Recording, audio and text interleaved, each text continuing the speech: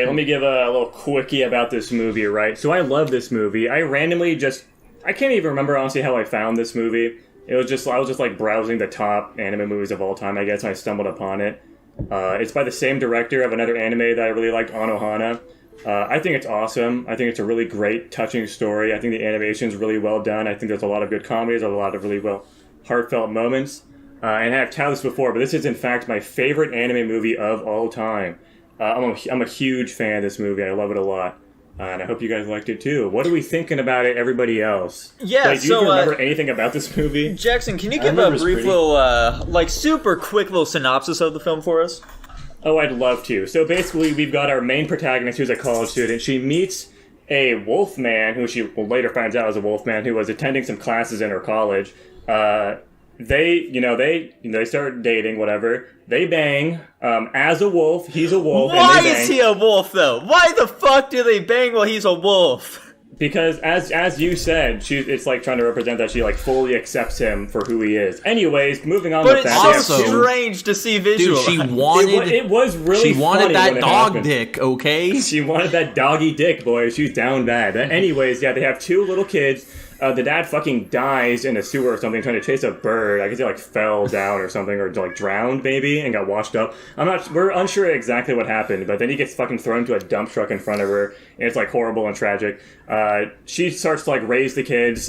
She realizes it's not working out and living in the city, so she goes and buys an old abandoned house in the Japanese countryside. She starts restoring it. I remember all that. Yeah, gets to meet the neighbors around. They help her out with her farming, and she like learns what the community's like out there. It's really touching as she like learns everything.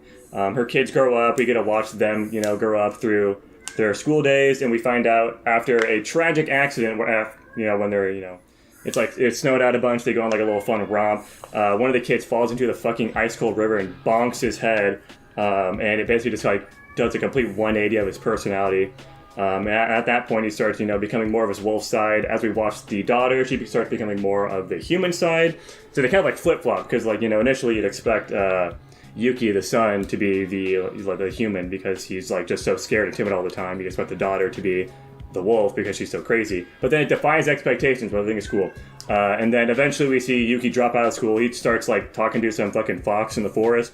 And he totally turns into a wolf. Then we, finish up the daughter's arc with her talking to a boy that she like cut the ear of, and he figured out she was a wolf. Anyways, movie ends with the daughter like moving off to live in the dorms for school. Yuki going and living in the mountains as like the great defender of the forest or whatever the fuck. And the mom succeeding in her mission of raising her children, and it's like a touching end of her living peacefully in the house by herself, and she can like hear Yuki howling in the mountains still. I think it's a really cute ending. There's obviously there's a big arc at the end where there's it's like storming out and the mom gets like lost in the forest trying to find Yuki because she's like scared of him. But it's all fine in the end, nothing really tragic happens in the movie except for the very start. Anyways, thoughts. That was my quick synopsis of this 2-hour-long movie. It could have been quicker though, Jackson. So the thing about wolf children here, you see, is that it's really more of like a coming-of-age film than you'd initially expect, Yeah, More like you're coming in watching Asian. the kid grow. Yeah, I guess the dude did come in Asian. You're not wrong about that. That doesn't take up a huge part of the runtime, though. It was the most notable portion of the film for Tanner. Yeah, He so I watched think that and it was all just a blur. I think the biggest thing about this film is it's just so fucking cozy, dude. It just feels really nice to just like watch this movie. It feels just like, it's such a nice little romp, I'd say, overall. Like, there's never really a point where you're like really that stressed out during it. You're not like constantly like, oh golly, I sure hope that Yuki survives all of these tumultuous adventure that's going on right now. It's just little kids finding their way in the world.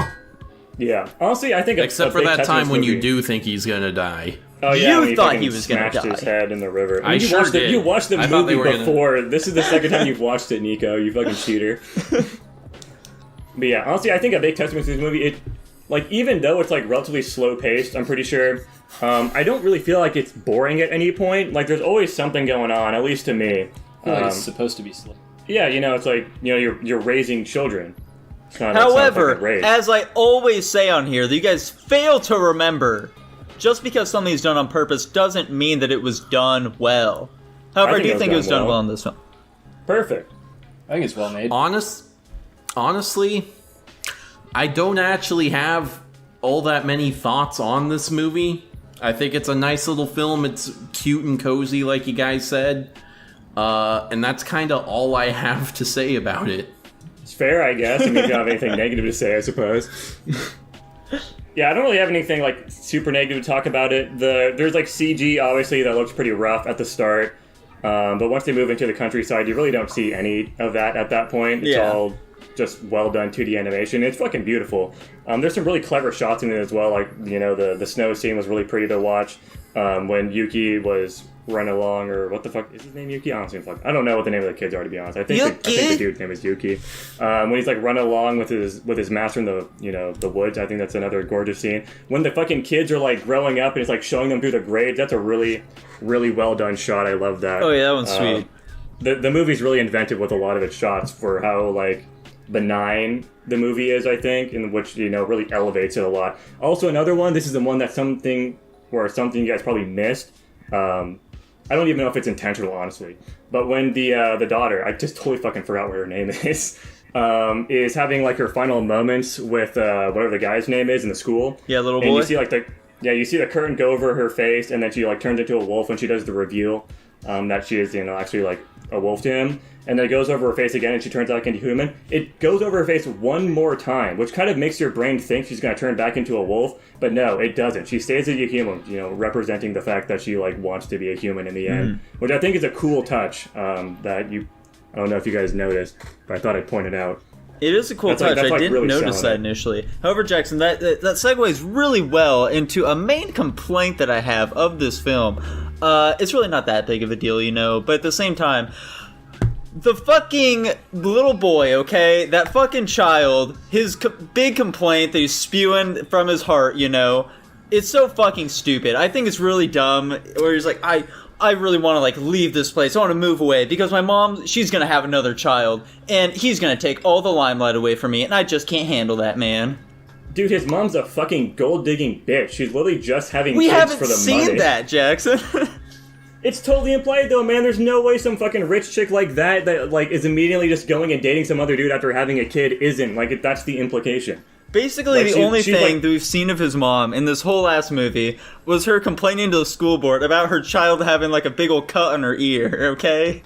Yeah, the kid's not making it a big deal at all. It's like some minor thing. The mom's, like, trying to sue the other mom because of this, even though the kid thinks it's not a big deal at all. And then later down the line, we know that she's, like, immediately, like, divorced her previous father and is, like, trying to, like, date some other dude again. Like, clearly she's just doing it for the money. They're, like, trying to show that she's, like, some greedy bitch. And I think the implication is that she doesn't really care for her son because of that. And that's why he thinks that, because, you know, she's not caring for him right now. She's just doing it for the money. So she's going to have another kid, and that's going to be her world, because she doesn't really care about him. She's just doing it for the money. That's how I took it.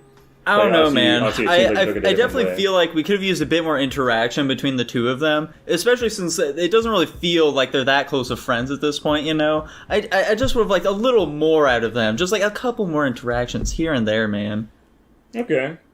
I mean, they, like, met, like, every day during the summer when he was dropping off her shit when she didn't want to go to school. But anyways, doesn't really matter. I think we're ready for the rankings at this point.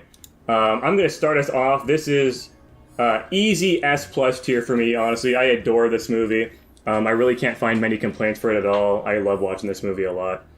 I know Tanner's giving me a shifty eyes. He's going to say, like, B tier or something. I'm ready for it, man. Just go for it, Tanner. Lay it on me. Break my heart.